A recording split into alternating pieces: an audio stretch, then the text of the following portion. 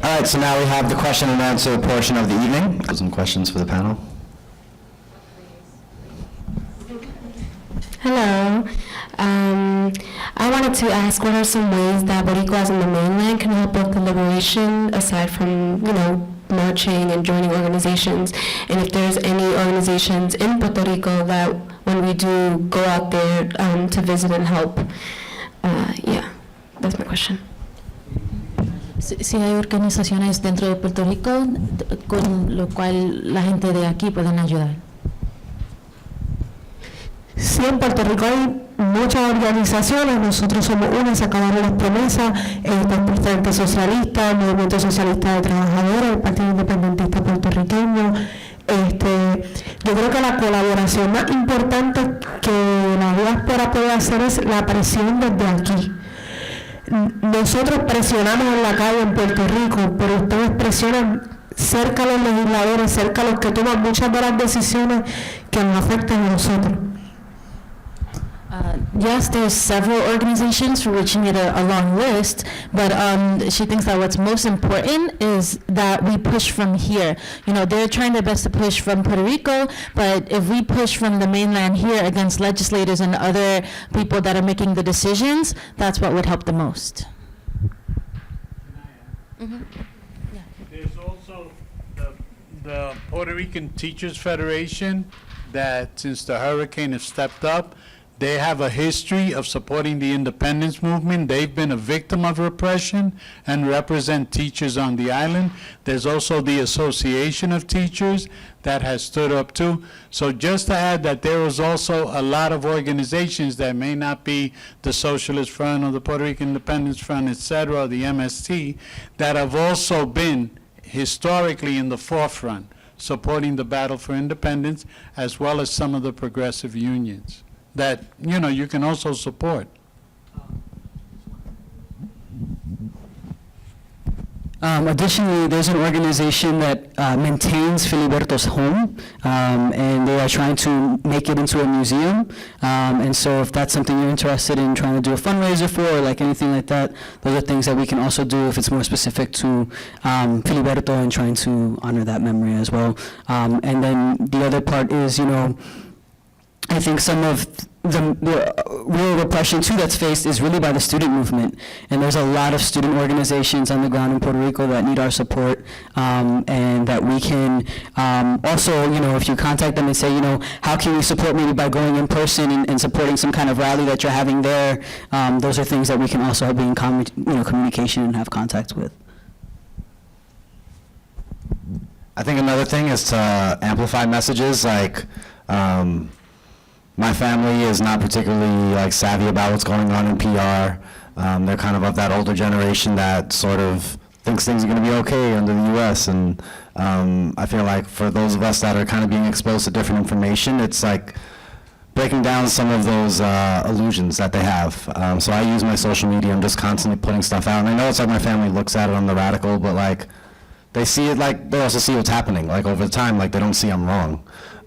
So I think that's one thing, is just be educating our family, because at a certain point when amicable decolonization really starts coming up as the next step, we're going to need a chorus of people that's yeah, we want that now, and we have a understanding of what that looks like and what that might entail and how Puerto Rico might look coming out of independence. So I think that's kind of another step to this, really building a collective understanding of what this might be. Any other questions? All right, I have a question. So given the high likelihood that they are aware of this event, they are aware of these groups that are organizing, what are some reasonable expectations for how aware of us they are? Basic steps of info security to protect ourselves, how secure are apps like Signal, things like that.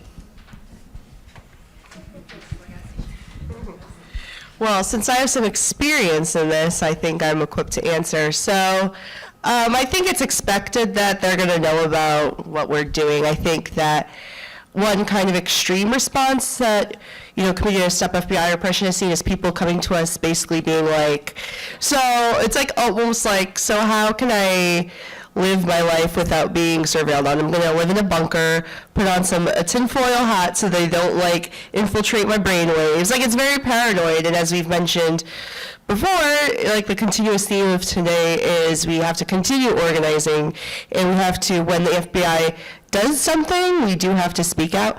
But if we're talking in terms of preventative measures, I mean, Signal, I know, is like been controversial. Like, kind of, some people say it is secure, some people say it's not.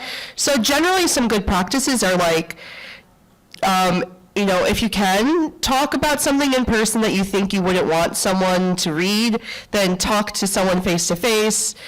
Trying to think of other. I mean, obviously, don't say anything that could be compromising to your organization, like promoting certain. Even if it might be something you think about in your head or agree with politically, like maybe not say it publicly on social media, or especially on behalf of like your organization, because also at the end of the day, I think what's important is building a mass base and uniting everyone who can be united. So not necessarily everyone is gonna be in agreement with you right away about like, advocating for revolution or for like more radical changes. So I think maybe not posting such things like that on social media, anything that could be compromising to yourself or your organization. And I think I saw, was that another suggestion? Oh, okay, sorry. Yeah, and I mean, just being aware of what you put on social media and on the internet, but ultimately, like, the FBI and other political forces have a certain political motive. So even if you say something like, I like ice cream, like the FBI could turn that into anything. So at the end of the day, you could use Signal or try to not put everything or certain things on social media or through email or through now Google Docs. But I think almost having a defense ready where if something does happen, you can mobilize people to fight back against it is what's important. I just want to touch on that also. I think it's also knowing the laws and what you can say and what you can't say, right? So like really, as much as you can, I mean, let me not say none of us. I'm not a lawyer. I know a lot of people I organize with are not lawyers. But it's good to know as much as we do about the legal framework and what can be incriminating and what can't be incriminating. Not to say that stops them, right? Because we see them doing trumped up charges, but just to have the most protection that we can have. And I think just to also touch on this, when we went to Filiberto's house, one of the things that one of the organizers there said that stuck with me was how the constant surveillance affects the way that people think about organizing. And she said, you don't even need an FBI agent at the door if people are always assuming there's going to be one, right? And that's the kind of culture of fear that this kind of surveillance has. And because you're talking about decades of surveillance, that has an impact, right? And so I think that we should focus, as Jess said, more on how are we building our mass base to protect us once they do come, because they're going to come, right? And if we really want to issue change, they're going to come, right? No matter how many ways you slice it, if you really want to create change, they are going to come. You cannot prevent it. But how are we then building up a base that is going to help to support once that happens, right? I think that is one of the things we should always be focused on also. Question?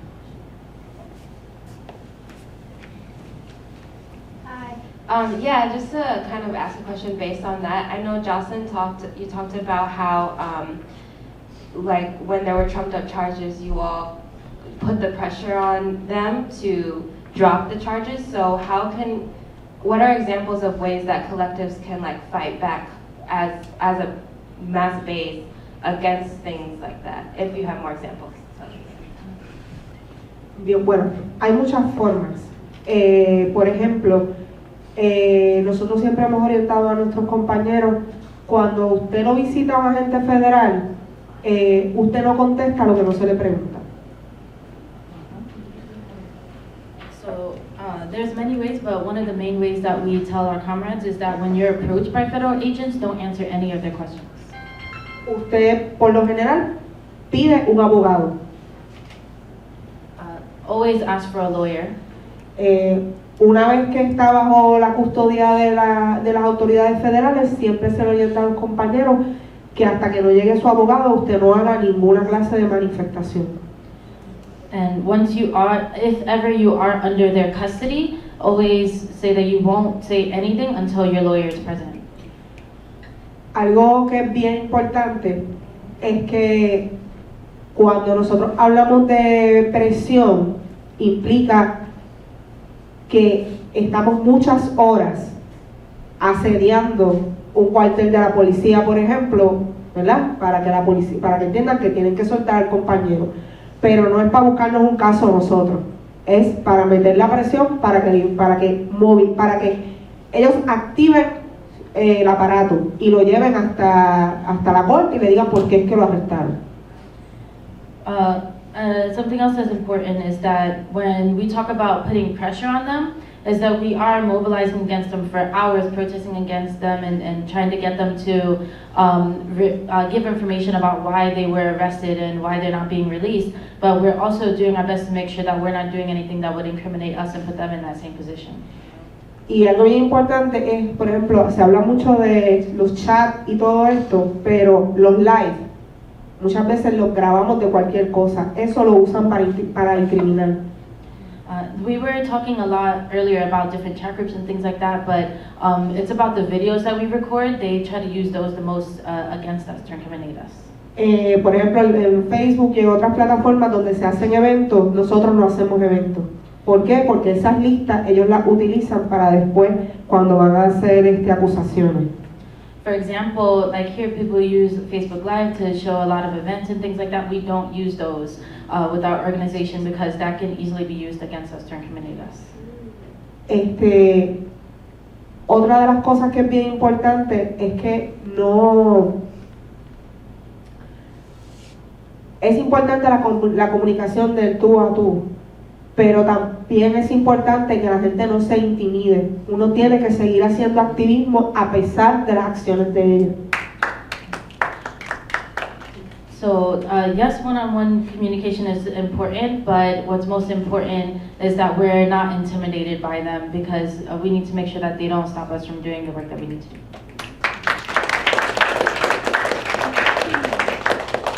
I'm not going to use a mic because I feel like everyone can hear. I want to say just first of all, much gratitude for you all presenting what was a really comprehensive presentation of these histories. I think that one thing that is a lesson that I'm hearing from how people had been able to confront repression from the 50s through the 80s was that there was a really broad sense of what militancy was. And it was taking up arms and it was figuring out very clear forms of self-defense, but it was also people trying to figure out how to provide free breakfast and childcare, how to set up rape crisis centers, how, like El Comité, how to squat buildings and get a neighborhood involved when there are a variety of abandoned or disused storefronts, how to reclaim them for the community.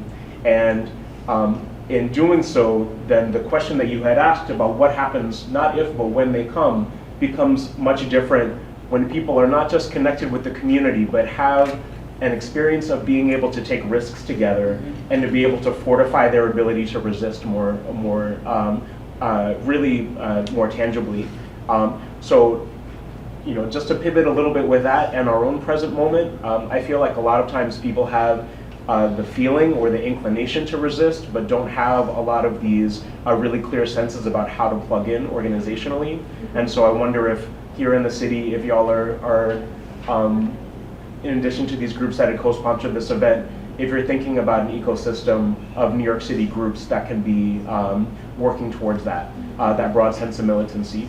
And the other really short piece is that what I was most inspired by about Se Acabaron las Promesas was that there seemed to be a loop between community direct action formations and trying to figure out transforming the institutions intergenerationally, such as La Universidad de Puerto Rico.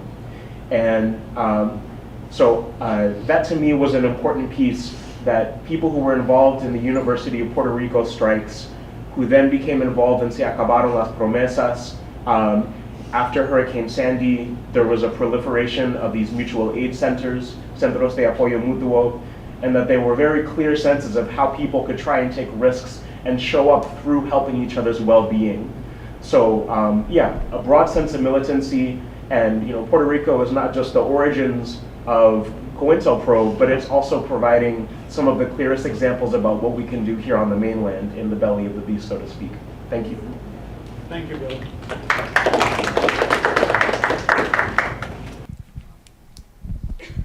So a few things. I just want to start because it's just like a point for me that I just want to kind of not to make anyone feel some kind of way, but just so that we're clear about when we talk about the U.S., using words like the mainland can actually be harmful, right, because it reinforces the colonial structure. So I know that some of us use that today. Just be careful around using those words, just because it kind of reinforces that idea that the U.S. is main, right, and Puerto Rico is this territory of the U.S. So just things to think about, and that's not just you, that's anyone who uses it, it's commonly used. But back to the point, so New York Boricua Resistance, as well as Committee to Stop FBI Repression, are parts of different alliances and some of the same alliances throughout New York that do what you were talking about in terms of how do we support one another and create these networks, right? So one alliance that both of us are a part of, and this is how we decided to do this event today, and some of the comrades who are here from within our lifetime are also part of, is International League of People's Struggles. So that's one alliance that we're part of. Another alliance that New York Boricua Resistance is part of, and so is Call to Action, and Pro Libertad is El Frente Independentista Boricua, which is an alliance of different independence-minded organizations based here in the city, but also not just the city, because we're trying to also reach out into other places where there is diaspora, as well as in Puerto Rico, to just connect. And so that alliance also is one that started, I believe, last year. Was it last year that it started? Last year it started, and has just continued to develop and is now developing even more, right? And so I'm hoping to see some of the militancy, that broad militancy, build even more through these alliances. Additionally, there are other really great tenant work that's happening. Harlem Solidarity and Defense is doing some really great work, also part of ILPS, doing some really great tenant work. Ridgewood Tenants Union is also doing really great tenants work, and some of the most militant, I think, work that we have seen recently around tenant organizing. So I think that's just to speak to some of the networks that are around as well. I don't know if you want Jocelyn to speak more around the university. Cuando la jornada se acabaron las promesas surgió, se visibilizaba como un frente de acción directa radical por la independencia de Puerto Rico. When Se Acabaron las Promesas started, it started as a radical movement for the independence of Puerto Rico. Pero al mismo tiempo nosotros reconocemos la importancia de lo que es la agroecología, la importancia del movimiento feminista, la importancia del movimiento anticapitalista y la importancia de lo que es la autogestión comunitaria, de cómo nuestras comunidades tienen que tomar el poder para poder construir la independencia a la que tenemos derecho. However, at the same time, we recognize issues related to, the ecology, to feminism, to anti-capitalism. But most importantly, we understood how important it was for communities to take over, to take their own power and autonomy over their own freedom. Coincidentalmente, 2 años después del surgimiento de la jornada, sufrimos el embate del huracán María, y eso movilizó a muchos de nuestros compañeras y compañeros a desarrollar algunos centros de apoyo mutuo, en los que muchos de nosotros trabajamos alrededor de la isla. Se fundaron alrededor de 16 centros de apoyo mutuo. Okay. Coincidentally, 2 years after our founding, Hurricane Maria happened, and that motivated the mutual support groups, and we ended up having about 16 different groups that helped with that. Y Y esos centros de apoyo mutuo sirvieron, ¿verdad?, para que muchas compañeras y compañeras tuvieran un acceso más directo con muchas de las comunidades. Esos centros de apoyo mutuo no les responden a la jornada ni nunca les respondieron, pero sí fue un fruto del trabajo de muchos compañeros y compañeras de nosotros alrededor de la isla. These organizations, these centers worked. They helped a lot of communities have more direct assistance during those times, and it got a lot of more people involved. Y nosotros entendemos que la semilla para el cambio que Puerto Rico necesita es precisamente desde las comunidades. Tiene que ser combinado. Por un lado, seguir hablando de independencia. No podemos dejar de hablar de independencia. La independencia es la salud, la independencia es la educación, la independencia es contra la represión, la independencia es la comida. Todo eso tiene que salir desde la gente trabajadora, desde la gente pobre. Esa es la gente que está construyendo independencia en sus comunidades y eso es lo que nosotros apoyamos. However, we understand that the seeds of change need to come from the communities themselves, the communities of working people, the communities of poor, because it's without their involvement, we'll never have true freedom. Preguntaban sobre la Universidad de Puerto Rico. La Universidad de Puerto Rico en estos momentos está bajo asedio. El gobierno quiere desmantelarla, quiere que desaparezca porque históricamente ha sido un referente de lucha y de resistencia. The organizations that are with the University of Puerto Rico, the government wants to dismantle them because they are being a force against this repression. No, como yo le explico a Frank, la Universidad de Puerto Rico históricamente ha sido un centro de resistencia, todo el sistema universitario, y de ahí han salido muchos de los líderes más importantes del movimiento independentista, y precisamente por eso hay una embestida, ¿verdad?, desde Wall Street, que quieren que desaparezcan todas las instituciones que defiendan a Puerto Rico, que defiendan nuestra soberanía, que defiendan nuestra independencia, para ellos poder implementar una agenda neoliberal que va dirigida solamente a una cosa, y tienen que estar claros. El gobierno norteamericano no quiere a los puertorriqueños, no los quiere ni un chispito. Ellos lo que quieren es la isla, ellos quieren las playas, ellos quieren las costas, ellos quieren el agua, ellos quieren la tierra, ellos no los quieren allí. Así que ellos están sacándonos de la isla. Es algo que están haciendo frontalmente. Aquí nadie está disimulando lo que pasa. Ellos de manera frontal están sacando a la gente de la isla. Pasó durante el huracán María, donde a decenas de personas de distintas comunidades los montaron en aviones y los tiraron donde fuera. Si sobrevives bien y si te mueres, perfecto, porque esa es la manera como ellos ven a los puertorriqueños.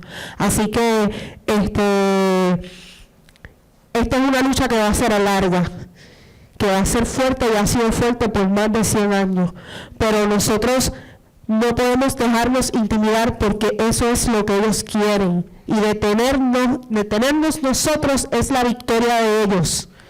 Y está en nosotros los puertorriqueños, aquí en la diáspora y allá en la isla, hacerle frente a esta poca vergüenza, porque si no, no va a haber ni siquiera un Puerto Rico para visitar. Vamos a ser un país, vamos a ser una nación nómada, una nación sin patria.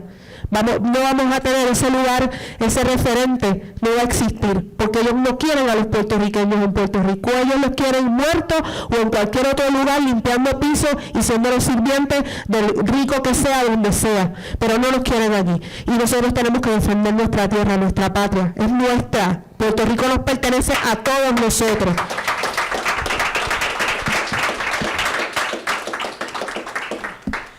Okay. So the University of Puerto Rico has historically been a center of resistance, just like he was saying earlier. The North American government has been fighting against it because it's had a lot of members that played very important roles in the resistance, and they also don't care. When it comes to the North American government, they don't care at all about the people of Puerto Rico. They care about the island itself. They care about the beaches, the resources that they can find there. They care about what they can extract from the island and not the individuals themselves. Getting us off the island is their goal because that way they can better exploit those resources. And we can't be intimidated by them because if we stop at all, then they win. That's what they want from us. you know, with the way things are going, there won't be a place for us even left to visit anymore if we let the government do with Puerto Rico what they want. What they want to do with the individuals that live there, they want us to serve as, you know, basically servants to the rich that come there and control the island. And we need to reclaim the land for ourselves. It's our land, not their land, and we need to defend it to the end.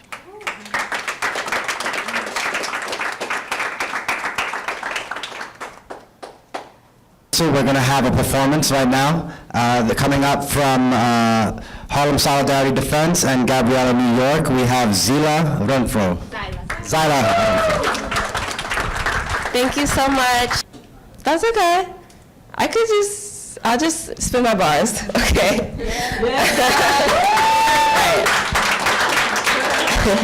Thank you, y'all. Appreciate your patience. All right. I am not suicidal, I just think about dying. And if I told you I was fine, I was definitely lying. But we say that shit because there's no use in crying. And on the inside, I'm steady breaking down. But it would probably be fine if I didn't have to pretend. But to get through the day, I truly have to pretend. So I sit rigid and smile like there's a gun to my head while I dream of when they'll put me in the ground. Capitalism, a sickening rhythm of hating, of waiting, and navigating the system. All we have is our people and the songs that they leave us. I press play and I thank God for the sound. It's hard not to be bitter, cause I only want better. When I'm alone, I can't help thinking that we'll be here forever. But Conrad reminds me that we're gonna get free, so I say fuck it and decide to stick around. So much death. Has there always been this much death? Gonna be retired from the bodies that he's had to collect. Little girls, trans sisters, Donnie he picked up from the tree. Reaper don't even got a soul and he saw that and wept. Do you think his feet are tired? Is he running out of bags for loved ones' bodies? Does he sleep well? Has anyone asked? Cause I know the poor Reaper sees the things that I see. Somebody checking on the Reaper think his heart is heavy. My heart is heavy, my family's heart is heavy. Fucked up and all of us need therapy. But organizing is my religion. And though I catch myself sinning, all my priests are old black women. They know the deal, even though they can't deal. Then they always keep it moving like just keep swimming, getting whipped and barely blink. I watch my heart sinks the way we praise resilience while we're pushed to the brink. Why can't we praise the days that I can't leave bed and I'm crying and I can't get out my own head? But then I buckle down, brush my face on my sleeve, and I shower, brush my teeth, and I manage to leave. Those are the victories that I win every day, and slowly building freedom is the way that I pray, so I pray.